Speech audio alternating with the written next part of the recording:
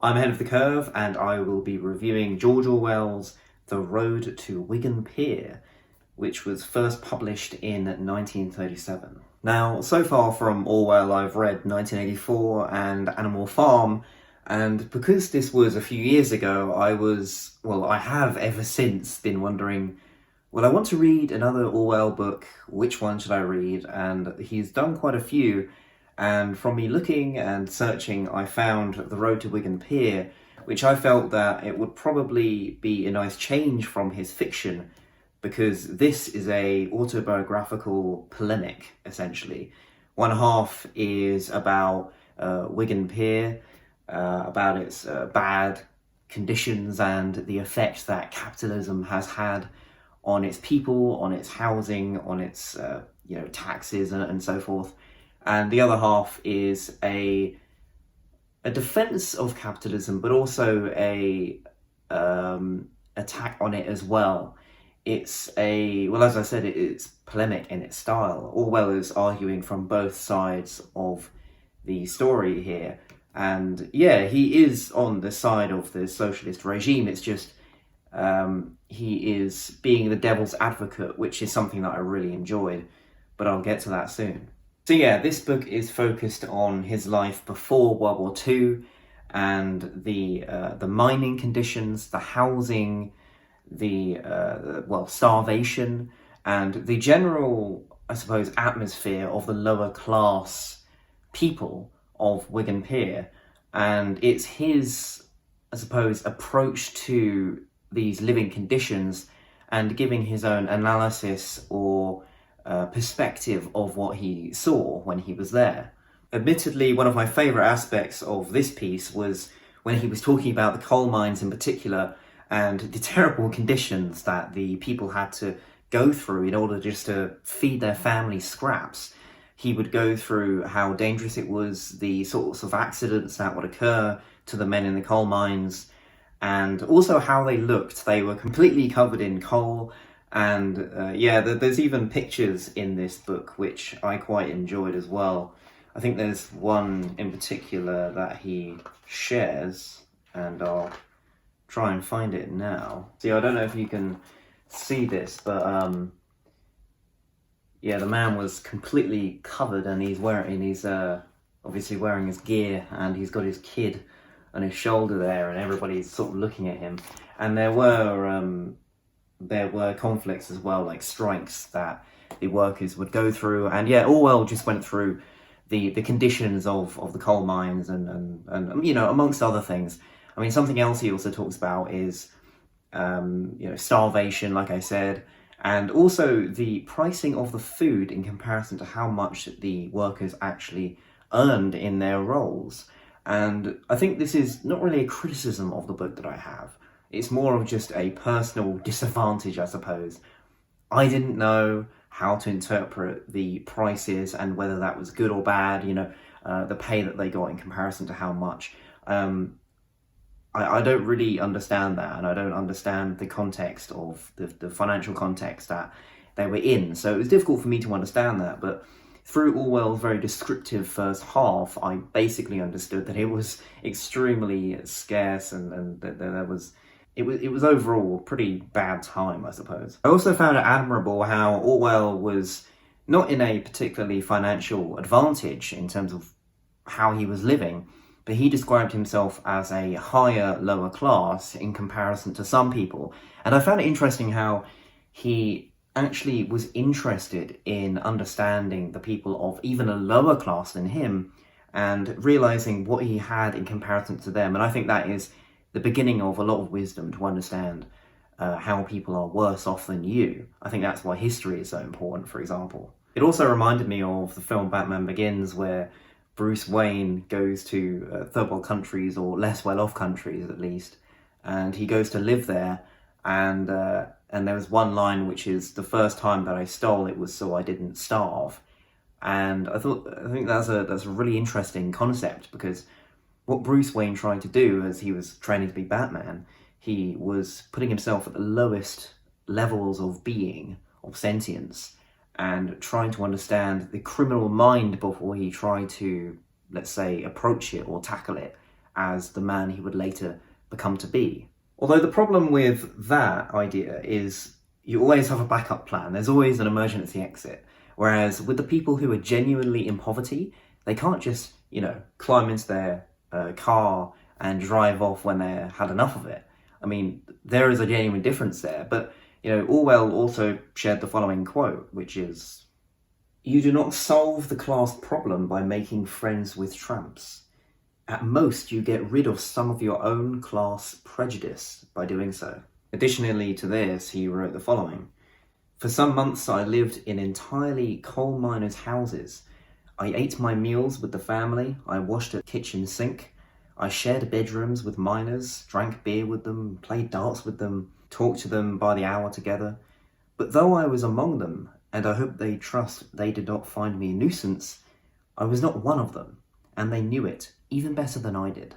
Yeah, this was really interesting because Orwell, whilst he admitted that he learned a lot from observing the lower classes in comparison to where he was in their social status, he understood that just by observing people of the lower class or observing anyone who's less well off than you, that doesn't mean that you fully understand their situation. It simply means that you're just having a glimpse into what they experience.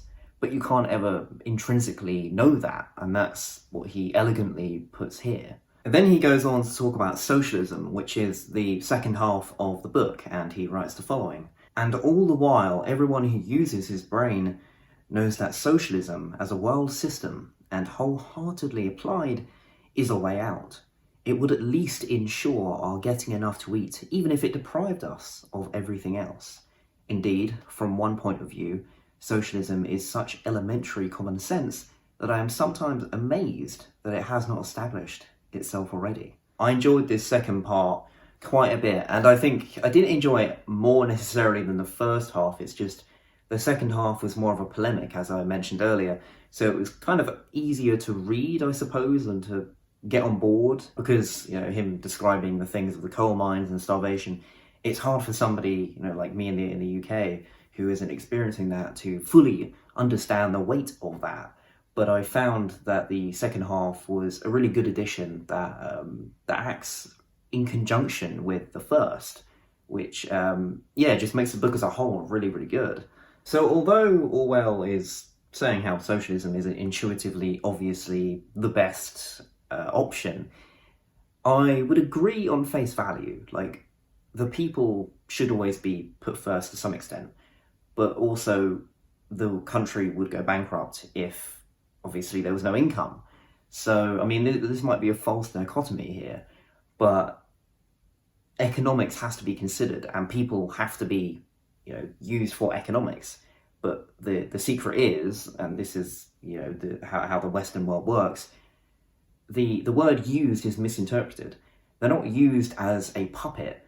More so, they are used as a cog in the machine where they get their own reward from working hard. I mean, the meritocracy. And there's obviously a lot of debate about that.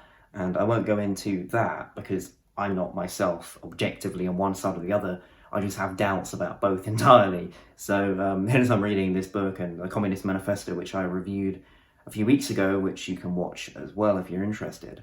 But yeah, I think the thing that's changed the most in terms of how you'd compare what he says in this book to the modern age is that, jobs are much more ethical nowadays. We don't force people down the coal mines. There are ethical guidelines. So at least that's changed. And I think I even mentioned that in the Communist Manifesto review that I did as well. At least the West, even if there might be exploitation, there might be, but at least it's much more ethical than it would have been 50 years ago. The kind of socialism that Orwell is writing about is very much not one that can be compared to today's world. And this is what I mean as a whole. Like, you can read this book and you can be like, well, at the time, Orwell was correct. But now capitalism is not as extreme as it was. And also, people have just basic rights and they have much more, they have many more ethics, like I already said. And so, look, a lot of people might compare this book to the modern age and say, oh, yeah, well, nothing has changed. Well, it has. It's changed in its form, I'd say. And this isn't to negate socialism or anything, because, well, you know, the people obviously do matter to an extent, provided the state can actually function, you know what I mean? So I think both need to work together in some regard to create income for the state to actually function, and also for the people to be satisfied, which is obviously the Goldilocks zone where we all want to be fundamentally. So I do think this book is still relevant. This isn't to say that it isn't. It's more to say that anyone who compares this book to the modern age has a lot of work ahead of them, basically, in trying to equivocate the two. I think that would be a very difficult task. One thing that I not only found entertaining, but also quite intellectually honest, was Orwell's attempt to really look at both sides and to come to some sort of conclusion. Like, he didn't say, oh, capitalism is the root of all problems in humanity. No, he was actually quite intellectually honest, and he said, well, there are issues external to that, and some of them might be from capitalism, sure, but a lot of them aren't. And also, socialism isn't all good either. And this sort of intellectual honesty is something that is very rare to see, because socialists, I mean, from my experience, it's like, well, all the issues of the world are down to capitalism, and if it was under a socialistic regime, everything would be fine. I mean, maybe that is a false representation of that view, but to some extent it's true. They do think that the socialism idea would just solve everything, or at least most of it, when really it's not as simple as that. There would still be a lot of problems, and hence socialism isn't even voted in. I mean, Labour in the UK, I mean, I guess that isn't necessarily socialism, I guess, but it's a form of it. And so they're even turning against each other in the UK, at least. So, you know, obviously this idea has some work to do on itself, just like conservatism and capitalism does as well. I won't deny that. But there's a reason why conservatism is getting more votes, essentially, because we have to go with what works at the current time in history or in the modern age. And I think that is another point about politics that I see people missing. They assume that one regime of politics will, like I said, solve everything, but like only one version of it will. But the thing is, from what I found, is that politics is ever changing, and it has to change according to the culture, the behavior of the people, and the values of the people as well. And so sometimes conservatism might be more desirable or even better for the people at some point in history or in the future. And sometimes we need to roll it back a bit and go back to Labour or socialism. I mean, these things are worth thinking about, and I think politics depends on the context. And so, yeah, I think many approaches can be taken, but we shouldn't just go with just one and, you know, put it as a band-aid fix and say, oh, well, we can just leave it at that. I mean, no, I think politics depends on the culture that it is trying to be introduced in. That is the key idea that I think, yeah, a lot of people seem to just miss. Orwell did criticise the contemporary and historic writers of socialism who backed it up. He said that they weren't even good at what they were doing, and I think the quote is, "They are dull." I mean, I can't speak for that. I don't know. I've only read Marx and Engels. I haven't read, in terms of reading books, I haven't read that much literature on socialism. But yeah, I mean, I can't comment on whether they've been good or bad, but I found it entertaining, though, how Orwell just criticised the advocates for socialism. And at the same time, he also said that the capitalist advocates were not better, I suppose, but they were more sort of in there with their arguments. But that doesn't mean that their arguments are correct. It just means the way that they put them was correct. So yeah, I liked that. I liked that Orwell wasn't sort of painting a picture that every socialist writer is amazing and we are just being ignorant. Like, I like that, and I think Orwell is just intellectually honest. So that's what I got from this book, The Road to Wigan Pier. Orwell is a brilliant writer. He's so clear. very descriptive, but also polemic when he needs to be. And yeah, I just really enjoyed this book. I mean, the first half can be a bit dry at times because just out of my own ignorance, I suppose. But overall, I think this was a really, really good book. And you can kind of see how, well, I suppose a lot of people say this, but you can definitely see how this book and his other works led to 1984 and Animal Farm. It's only the natural progression of things, as far as I'm concerned, when you really look into his writing and his style.